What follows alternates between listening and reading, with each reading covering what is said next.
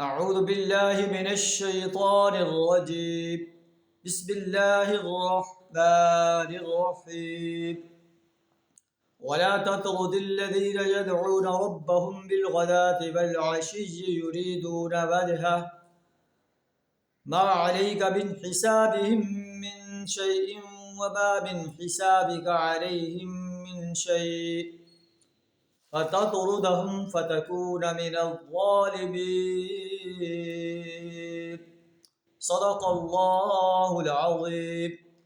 سورہ انعام آیت نمبر 52 آپ کے سامنے تلاوت کی ہے، جس کا ترجمہ کچھ اس طرح ہے: وَلَا تَطْرُدِ الَّذِينَ يَدْعُونَ رَبَّهُمْ بِالْغَدَاةِ وَالْعَشِيِّ. اے نبی صلی اللہ علیہ وسلم، آپ اپنے مجلس سے ان لوگوں کو اپنے سے دور نہ پھینکیں جو صبح و شام اپنے رب کو پکارتے ہیں. ما علیک من حسابہم من شیء، ان کے حساب میں سے کسی چیز کا بار آپ پر نہیں ہے، اور نہ تمہارے حساب میں سے کسی چیز کا بار ان پر ہے.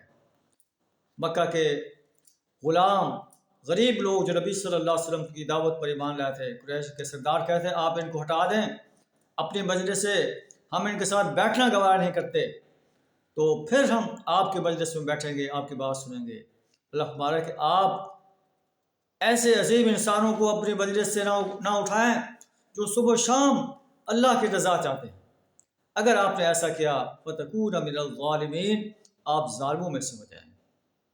اللہ سے دعا ہمیں قرآن کی اس انقلابی دعوت کو جو انسانیت کے لیے بیان کی گئی ہے، اس پر عمل کرنے کی توفیق عطا فرمائے، اس کی دعوت انسانیت کے سامنے پیش کرنے کی توفیق عطا فرمائے.